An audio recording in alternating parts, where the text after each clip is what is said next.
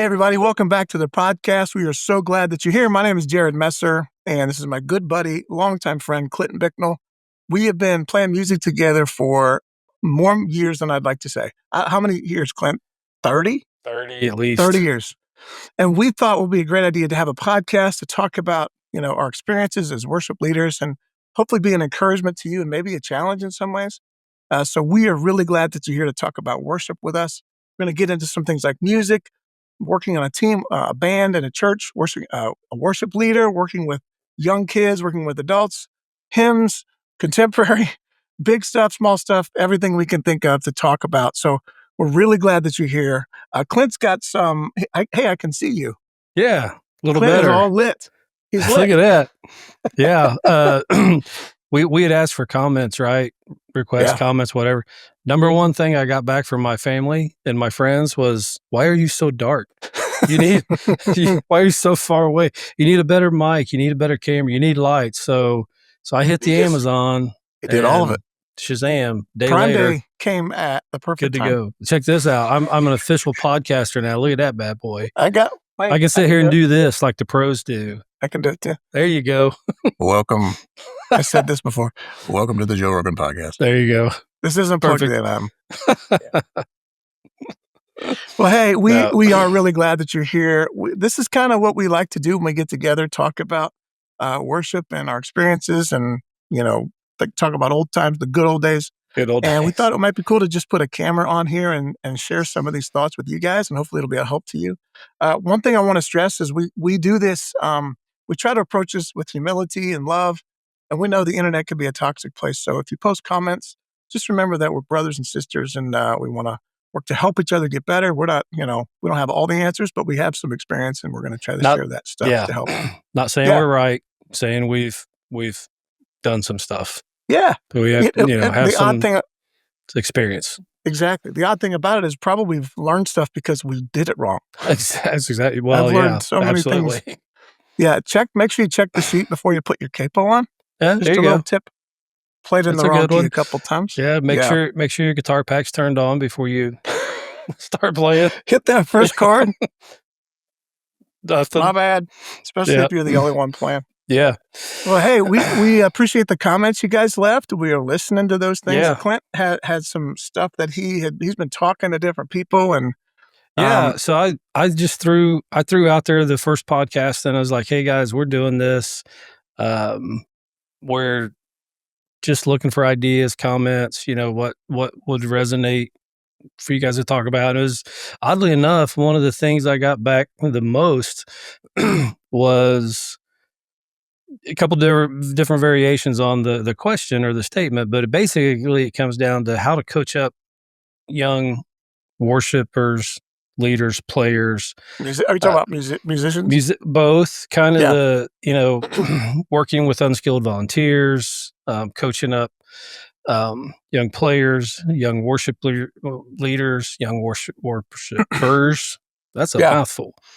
So I thought we just spend a little time on that. I don't have to take the whole session, but I think it's important. And I mean, I'll just let you kick it off. I've got some things that I've experienced in my, dealing with younger, unskilled people and how to different ways to approach that. But I'd love to hear what you think about what you experienced in that. For sure. Yeah. One of the things that's tricky when you do that is, and it really depends on what your setting is. You may be in a setting where you have tons of options. You have all kinds of players and all kinds of positions. Right. And you got a kid coming in who might be your fourth or fifth guitar player. That discussion to have with a young player who's not ready, that's one thing. Right. And we could talk about that too. You may be in a position where you don't have anybody and you got a kid who's got a guitar and he's pretty good at strumming and you would like to have him play. Willing. and he's willing. That's right. Yeah. So let's deal with that one first. So one of the most important things is to establish the mindset and the heart of the player first. So, and that's really set from the top, whoever's leading. If you're the worship leader, you establish, and that answers a lot of questions like commitment. We talk about being on time. We talk about being prepared. We talk about being humble when someone gives you instruction.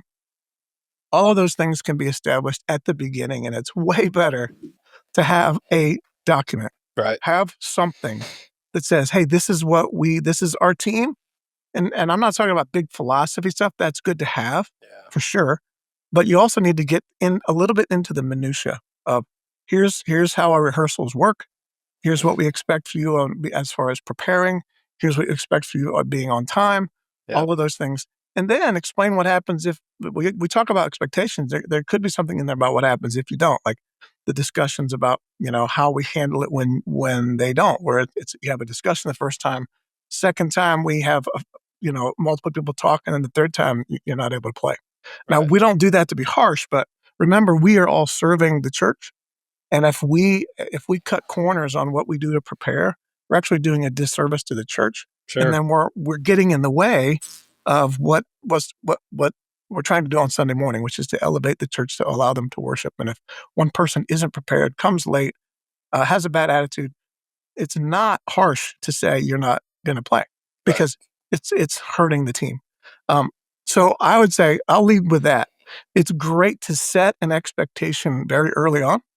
And even if you don't have a lot of players, it's better to set a good expectation and have people rise to that, rather than people begin to, because if you let things slide, then the whole thing starts to drift and everybody can fall into that mindset. Exactly. Rather than, that's my first thought, is to have an expectation and share it with the young players. This works for everybody, but for certainly young players.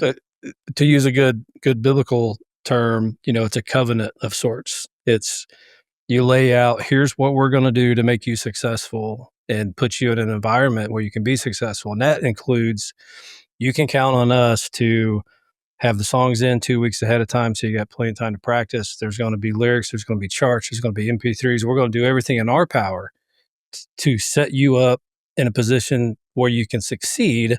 Yeah. Your part of that is you come to rehearsal practiced, you know the stuff, you be on time, and you can take it as far as you want. Now we did, and this might not be for everybody, but as part of our covenant, whatever the agreement. Yeah. If you were on our team, you were in a life group, because part of, I just think it's so important that you have to be doing life with a community of people, especially if you're serving, because you're going to be attacked and you need people to protect you and raise you up and support you in those times and celebrate with you. All the kind of stuff that goes into community, but you start there, right? Because we all know it takes 10 minutes to get somebody on a team and 10 weeks to get them out. It's such a laborious process, and mostly because you hate to have those harsh conversations. No leader wants to turn away, because we all, as part of a leader's heart, is you're always thinking, well, this could be helping them in their spiritual journey, and that's absolutely a valid concern. It's a valid way to approach things. I also think it's kind of a dangerous way to approach things, because when you do that, the worship team is its own ministry. It's not an outreach ministry. I don't think. I mean, there's going to be people who have different opinions, but I don't think you treat that, bringing players in, as a way to minister to those players. There's other avenues. There's other avenues, right, to reach those people. Right. So, I mean, that's one aspect of it. There's a God more, and everybody's, I think what you said is interesting. You really have to define the person first, right? Where are they at skill wise? Where are they at spiritually? Where are they at? Are they willing to commit? Are they willing to take instruction? Yeah. There's a lot of people that they don't want to take instruction, and you got to talk to, and you can, I can speak to this. I'm sure you can speak to this. It's very, very different when you're talking about adults and the younger youth, kids. It's so different, and you really got to think through how you're going to approach those people. And my experience is, one is not necessarily easier than the other. Sometimes, younger kids are more prone to listen and take your leadership. Yeah. Sometimes they're less responsible. Yeah. It's a back and forth. So it's Good and by bad the in both. person. Yeah, for Yeah. sure. For Yeah. sure. Yeah. Well, let me ask you this question then. Have you ever had an experience with young players where they weren't ready yet? Where you had, or Absolutely. because did you do auditions? Yes. Okay, I did too. Not every play. Sometimes I just have people come and like sit in. I Mhm. would meet with them before, like we would have a one-on-one. We'd talk. Yeah. I'd hear them play, and so go ahead. You did have a We situation where, did have, you learn a lot in that we made so many mistakes in that whole audition process, bringing people onto the team. But where we kind of landed was it would start with, just like you said, just a conversation with the person, get to know them a little bit. You can kind of tell right away where their motivation is, right? yeah, And then that kind of defines the next step. And right, if you feel like they've got good intentions, good motivation, then our process was to bring them to rehearsal, let them sit in with rehearsal. But we said up front, we do, we joked around, called it try before you buy.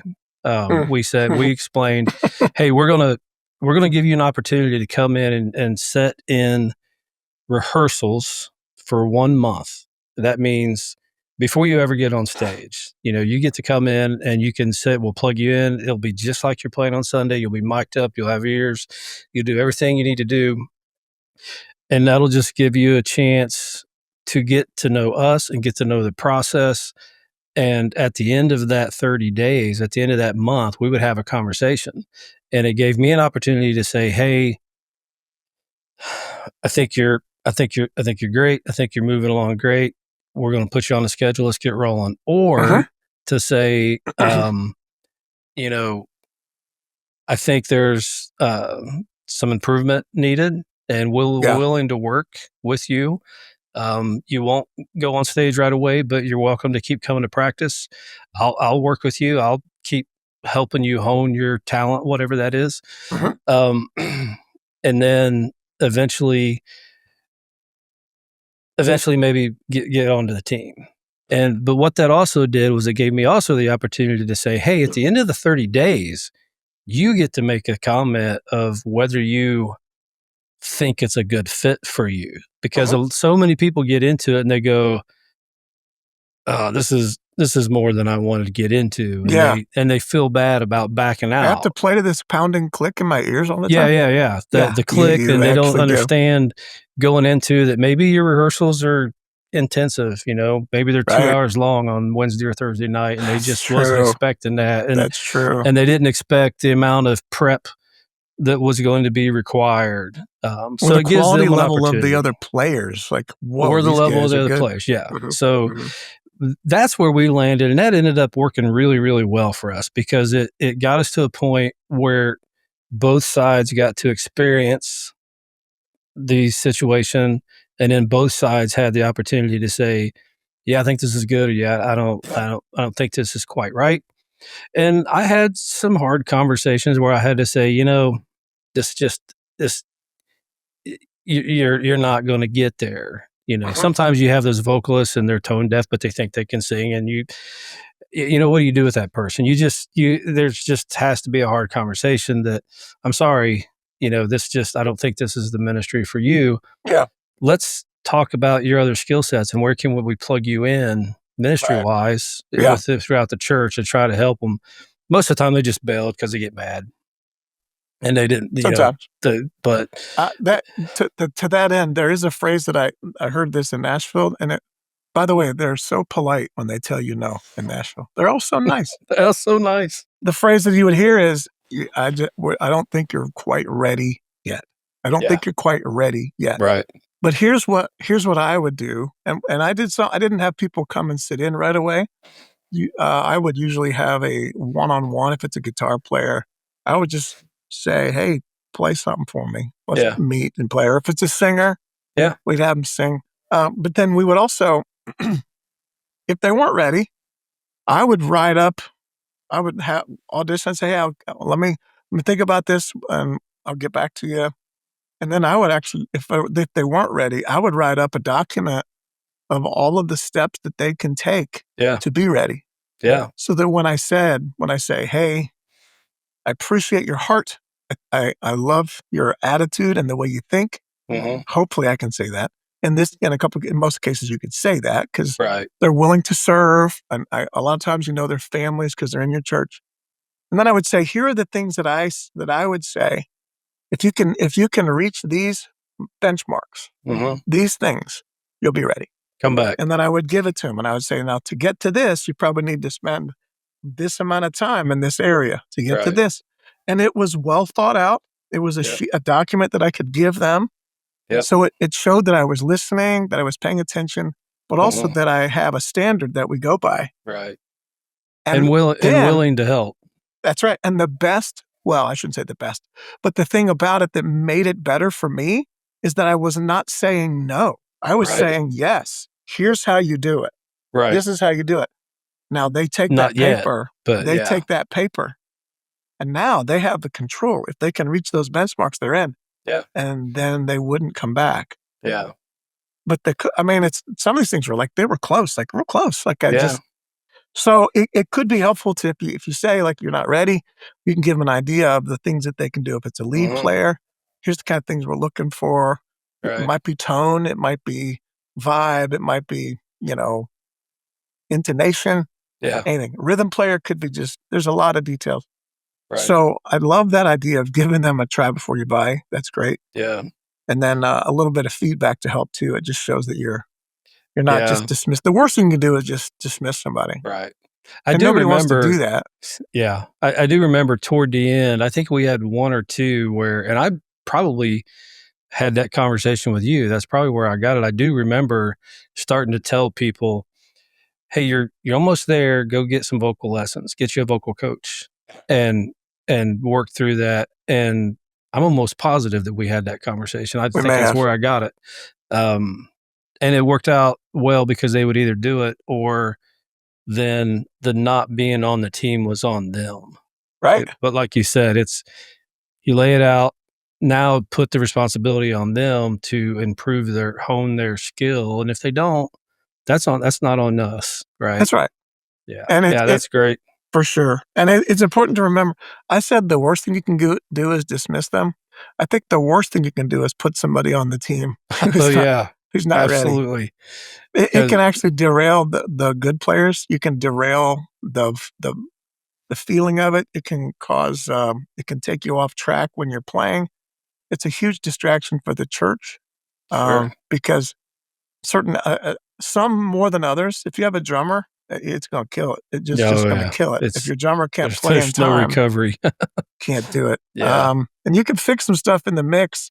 We had some players that I knew over the years that were incredibly emotive and such great leaders for the church.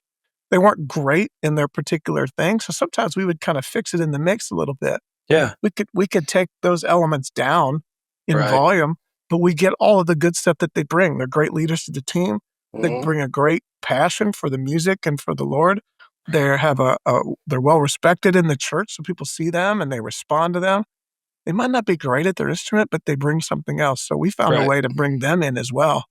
Um, Yeah.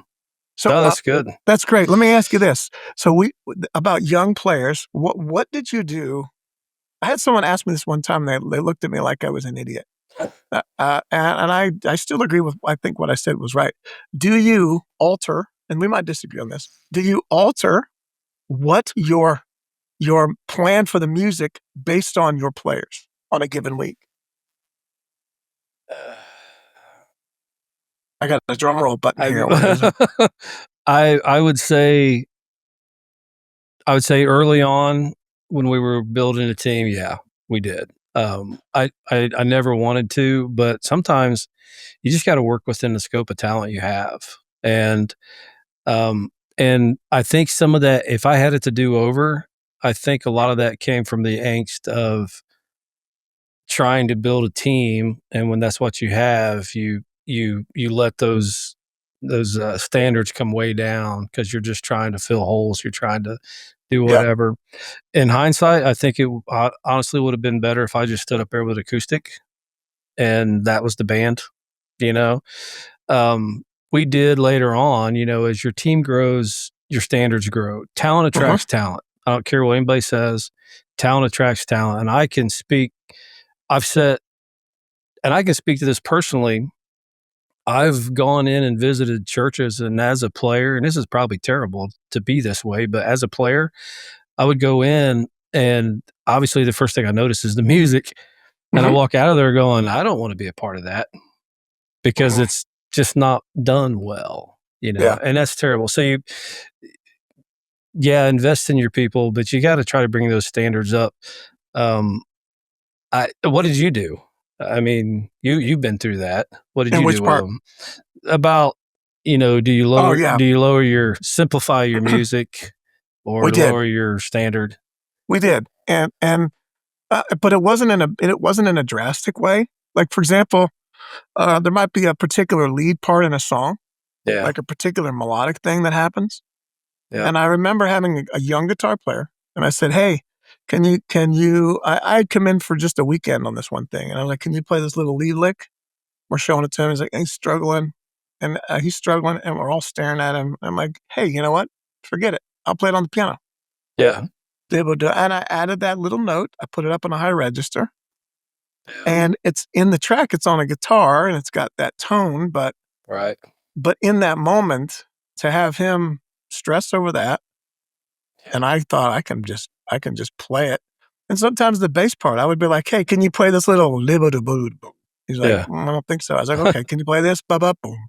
"Okay, Yeah. perfect. Do that. Da-da boom." That kind of stuff where Yeah. we don't need the drummer to play the perfect syncopated Sure. Hillsong stuff. Right. You don't need to play that. Yeah. That could be enough. It's Yeah. pretty good, right? That was beatboxing chair. Oh my gosh. So, but that's what I mean by modify. We would take the thing, whatever we were shooting Yeah. for, and then I would realize, and then I would get to where I got this guitar player this week. I know we can do this song Right. Right. because he's going to bring some serious stuff to Yeah. this thing, and we would kind of lean into certain songs or certain things based on the drummer. That's kind of what I mean. And I Yeah. had one guy say, "If everybody can't play everything, they shouldn't be on our team." And I was like, "Wow, let me get out Okay. my Well, wand yeah. and just find my perfect everybody can play everything." Yeah, In my exactly. experience, and we had a large church, 2 services with, 1,200 people, and I didn't have people that could play Right. everything. Right. So, most people don't. Yeah. That's interesting. The way when you phrase it that way, I see what you're saying about modify. Yeah, I don't mean make it worse. Right, right.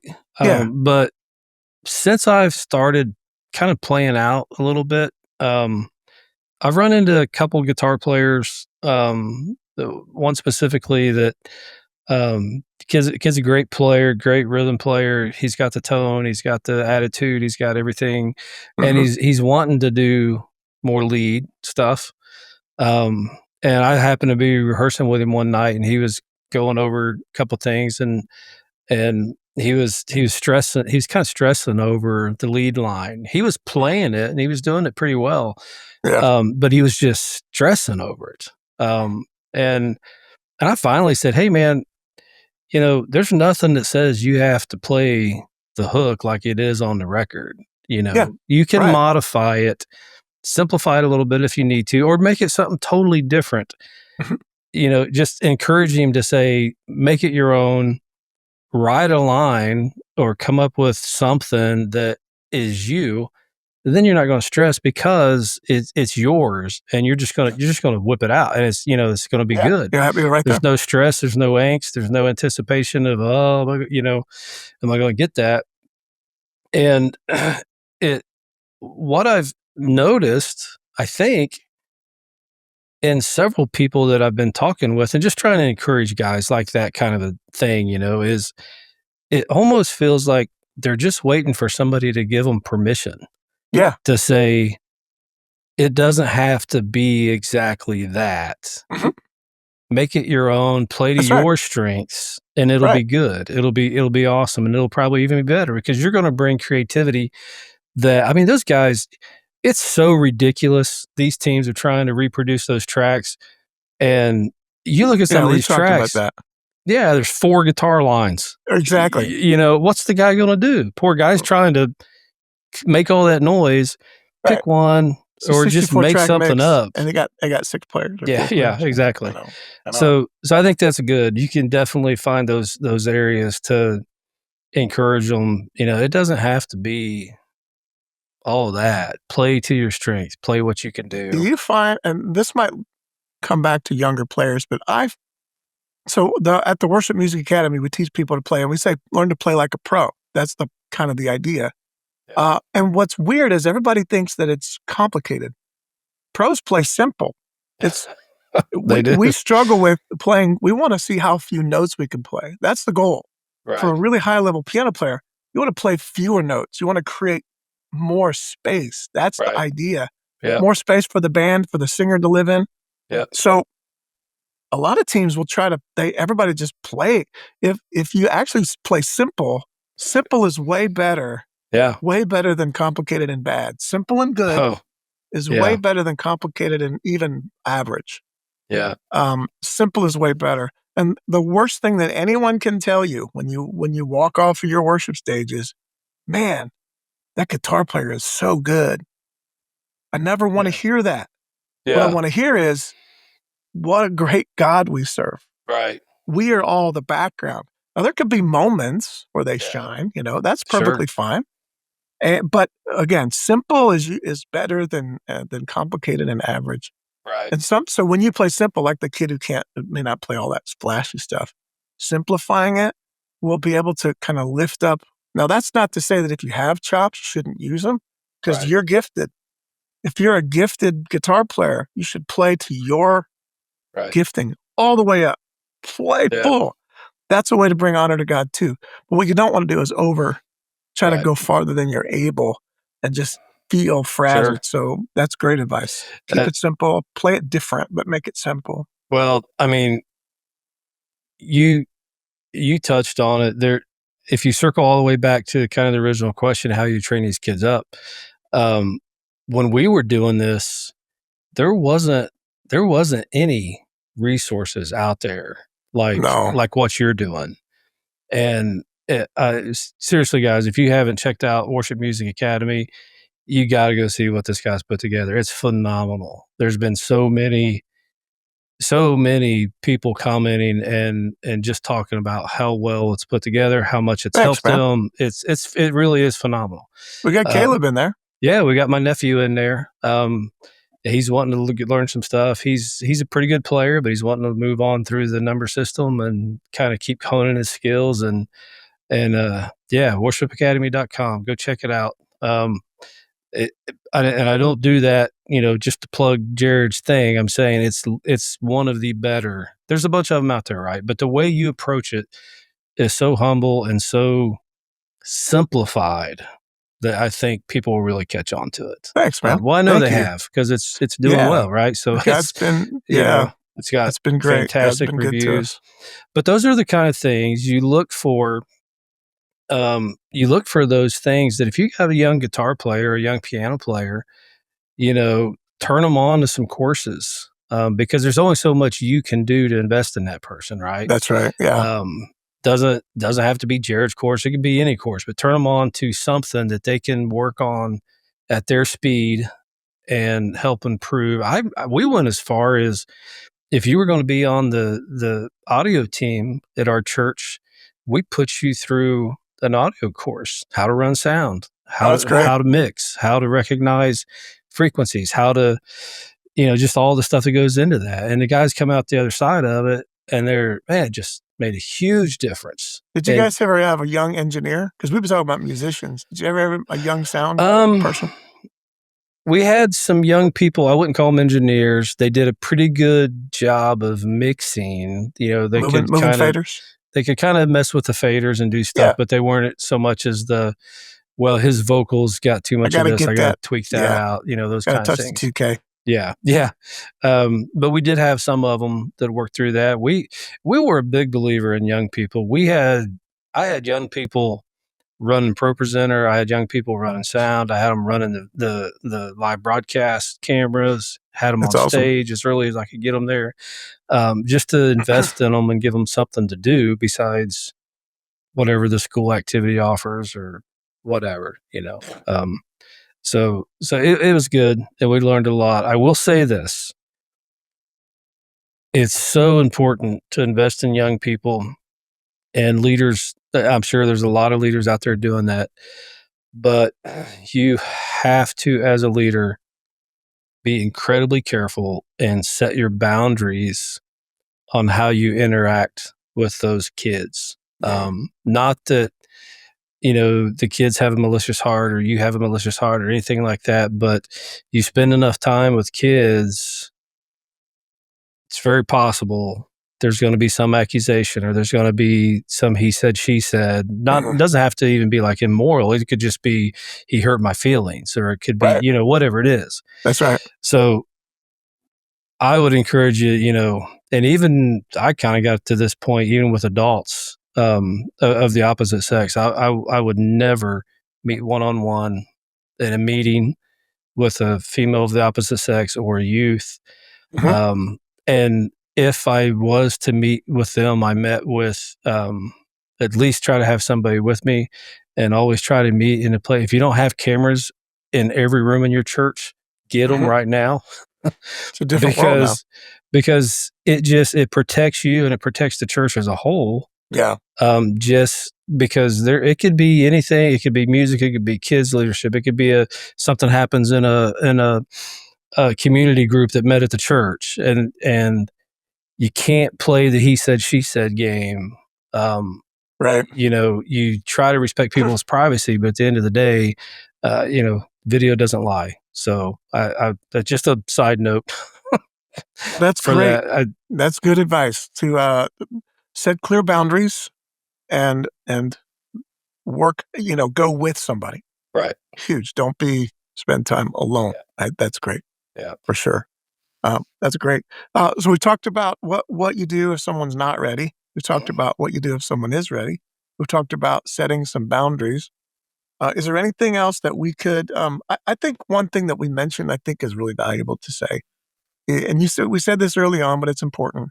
There is a pull there. You're going to be pulled when you see somebody who needs the team. Mhm. They need the team. They need to be involved. You're going to be tempted to bring them in when they're not ready. Right. They're not ready to be leading. Um, and Sure. it's much better to take it slowly and find a place where they can fit in, because uh, your first duty is as a worship leader is to lead the church in the worship service. Right.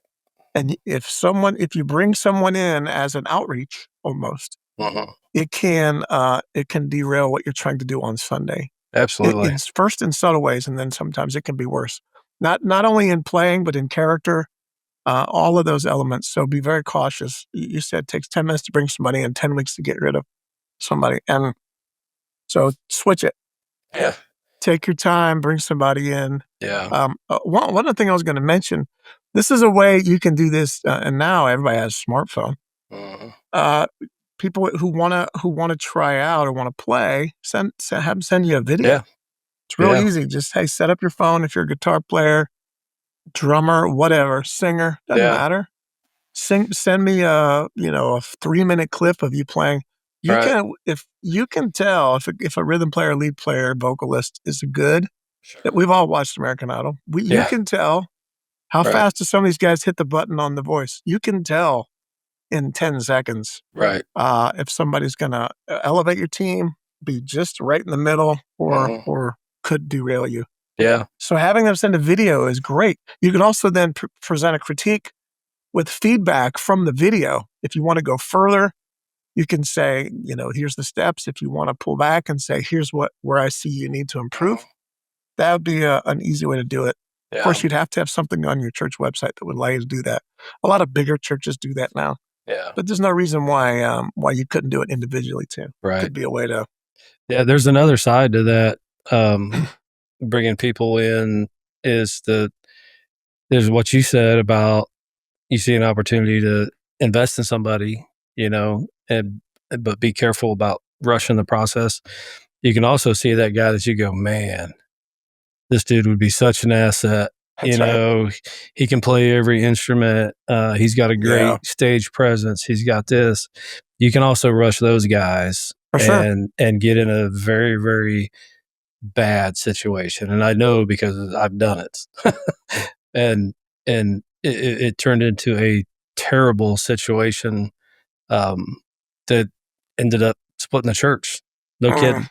So you know, be careful, take your time, and again, we kind of talked about it last week. If you're praying over everything, it's unlikely you're going to make those mistakes because if mhm, you're asking God, hey, lead me through this, mhm. give me I think discernment is one of the most powerful prayers you can pray.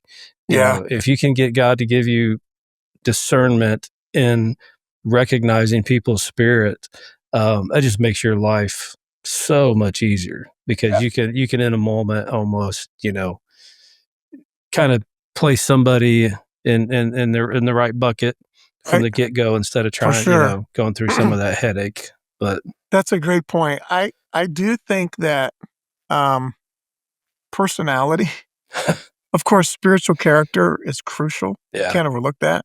right, But personality, they might not be sinful, but personality might just be on the negative side or yeah, critical, yeah, or they may live on the side of truth rather than grace. yeah, If you got someone really truth heavy, that can be very hard on a worship team. It could be demoralizing to someone sure, who's more fragile. So I really think what you said there is so valid. If they're the best player you've ever heard, but their personality is abrasive, right, it's just a no. It would just be a no. yeah, You could have the same critiques. It's hard. It's harder, way harder yeah, to give right, a critique of someone's personality. yeah, But if you, because you have to be able to, the best. I'll tell you this: the best players are the hardest to lead. oh yeah, They're the hardest to lead because they wanna they have good ideas, and sometimes their ideas are great. They're just not what you're they just going don't to fit. do. Yeah, it's not what you want to do. I'm not. Yeah, So you have to have, and I had some great players, and they were so humble and gracious. But it's not always the case. So yeah, someone needs for to come sure. to your team with humility. So if it's a young player who's really like a really good player, Mhm. if they're not humble and they're Right, not willing to submit to authority, because whether you're the best player or I'll speak to worship leaders for a second because you have a lot of times a worship leader will have somebody or some people on their team who are more skilled than they are. sure, They do not have the authority in this situation. God has put you in the place of authority and right, leadership. So they have to bring their excellence and submit it to your authority. right, That's God's design for the church. right. So if they're not willing to do that in conversations with you, they're probably not a great fit. Um, and that may be something they deal with through their life group or whatever. Mm, But that may apply to young people too, because some of them are, I mean, some of my best players were young players. yeah, Because when they come home from school, what do? They yeah, go down in the basement, turn on their amp, and they start right. playing, Strap right? up. They don't have Yeah, a full-time job yet. So, right. but make sure, spiritual character, of course, but the personality, the how they interact is so important because it's a team. Everybody has Yeah, to be humble and yeah, gracious and and giving. and new people, especially younger players, sometimes there's the question of dependability, For right? sure. Because let's be honest, younger kids can be a little flippant about their commitments. Yeah, I They'll was. I was everybody is right, and I think you got to figure out how to keep them engaged enough that they want to come back. And some of the ways you do that is you give them those little moments, those little opportunities to let them kind of carry Yeah, something. for Let them sure. let them kind of stretch out. Don't just because you got a phenomenal guitar player over here and the new kid over here, let him take some of that load and feel like he's actually doing something, actually Yes. part of something, instead of just, well, I know I'm on stage, but this guy's really doing everything, and Yep. they're just letting me do this, Uh-huh. whatever. Try to find some way to give them some responsibility. Same thing with vocals, man. Let them, if they're not a great singer, let them take a verse, Uh-huh. and then somebody else take over on the chorus, or maybe Yeah. it's a bridge, or it's, find those little areas to let them. I guess what I'm saying is find ways for them to contribute. Yeah. If you can find ways for them to contribute, they'll stay motivated and engaged, and they'll want to come back to practice every week and play every week or sing every Yep. week. And then the other side of that is, I would highly suggest, if you're dealing with teenagers, especially, and even junior hires. We had some pretty young players with us for a Yeah. while. It's important to have a conversation with the parent first and say, we want to include them. We want to do this.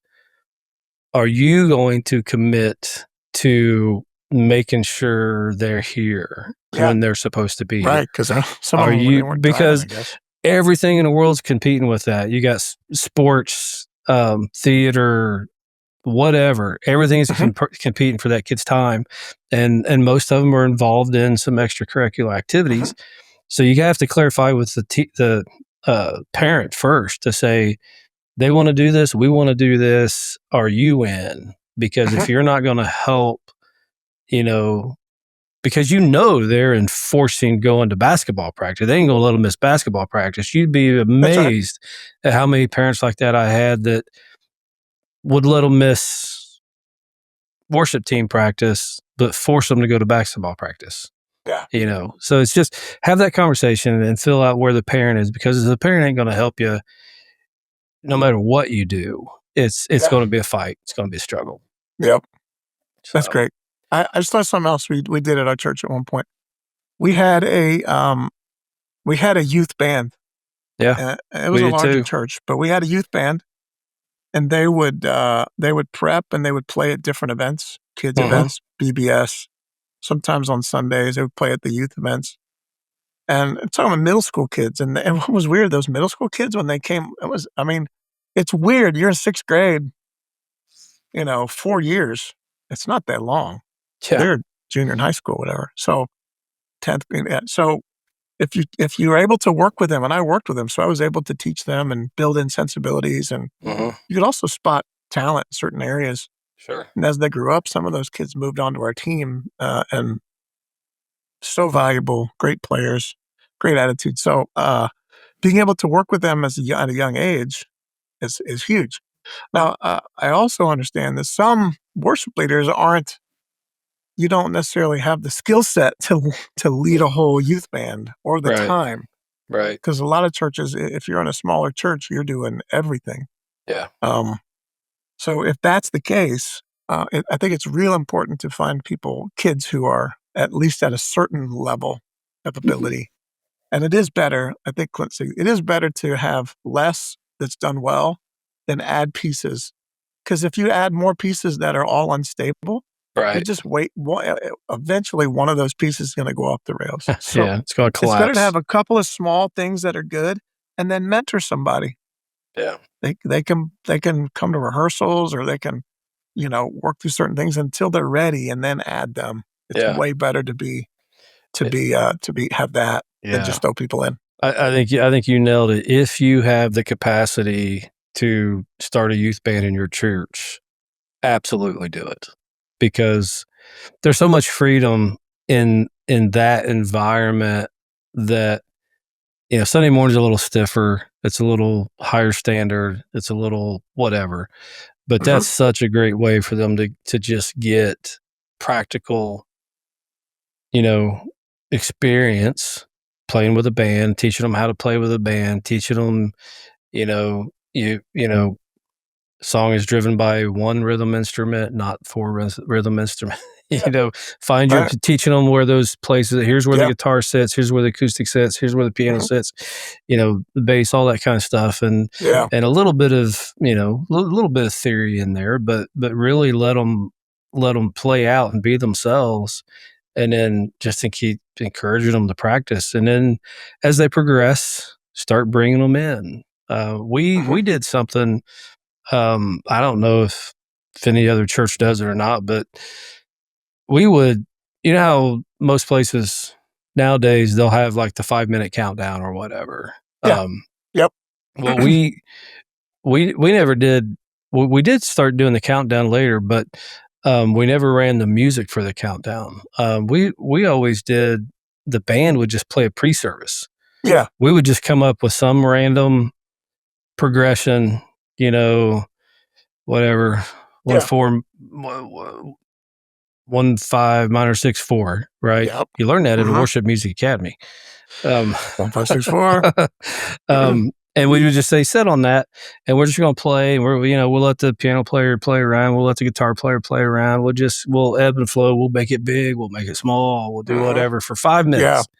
And, and by doing that, we started pulling those younger players that weren't quite ready for Sunday morning stage, but they could play a pre-service and Yeah. be a part of the That's big good. boy team, and they would get Yeah. so excited. I remember, 13, 14-year-olds playing drums or playing bass, and it's just, their eyes just light up, and then they get so excited and go home, practice and practice and practice. Yeah. So it's just a good way to encourage kids along, That's great. And they give don't them have to something learn to a whole shoot. set.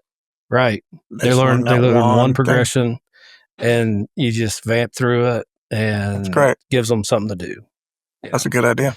So That's awesome. yeah. Yeah, that's great. Anything else we can think for raising up young players? I'm sure we've missed a lot, and I'm sure. Yeah, comment in here and let us know. We'll backtrack on some of these. We'll come back around. If we see a lot of comments on a particular topic, we'll Yeah, start the next one, right. and We'll we'll talk about that. pick up on that. Yeah, Yeah, these are all good things. And again, I think it's really important as the leader that you don't try to make it a thing. yeah, It's way better to use if you think of it as a palette with paints. mhm, Don't if you don't have the right colors to paint a mountain, don't paint a mountain. right, Paint some beautiful trees and make all right. the trees beautiful. If you got a lot of greens and browns, Yeah, you don't have those dark blacks and purples. Don't do a sunset if you don't have a lot of nice orange and reddish yeah, stuff, right? right. Do what your church can do with what you have. And then you'll be surprised. Somewhere along the line, somebody will come in, and I think of music as a palette of colors. Somebody's gonna step in who's got a bright orange palette, Right. and they're gonna bring a sunrise that or a sunset that nobody's seen, Yeah. and it'll add something to the music, but don't force it. Right. Don't try to don't try to paint a sunset if you have all greens. It's gonna look Yeah. weird. You know what I You mean? you If end that up analogy turning makes sense, yeah. you end Keep up it turning within your what you can do. trees into bushes like Pam Beasley on. I'll post some of my Bob Ross photo. I've been doing some Bob Ross painting. I did it last year. Yeah. That is Really? yeah, I'll put Oh some my on here. gosh. It's Oh, hard. not there. It's hard to do. I paint a lot of mountains. I like I those. don't even try. I don't have that palette. See, the thing is, but it doesn't matter if it's great. It doesn't matter because it's for me, I'm just Yeah. learning how to do it. So it's fine. But Yeah. the encouragement is to keep it within your strengths. If you are just a piano player and you lead singing, don't feel like you have to do something else. Be on the lookout for those elements to add, Yeah. and add a one-off. Come up and do an offertory or something before the sermon where Yeah. you add another player. And they don't have to learn 50 songs or 20, just they just have to learn one. Or Yeah. even a pre-service thing. That's a great idea to bring in young people. And I think yeah, just one more word to the worship leader as maybe some encouragement. Just remember, you define what it is. It's your team. It's your church. You don't have to look at everything else that's going on at other churches and videos and all this. You get to define what your team looks like, and yeah, what the band looks like, and what the the songs look like. Just because you might not look like another church doesn't mean you're failing. The failure is when you ignore what God's given you in the strive for something that He's not maybe has for you. That's right. Make it your own. You're in charge. You're the leader. Make it what God's telling you it should be. So very good. And along with that, because you can't please everyone, you have to free yourself to disappoint people. Sure. Not in your character, absolutely, but in your musical choices.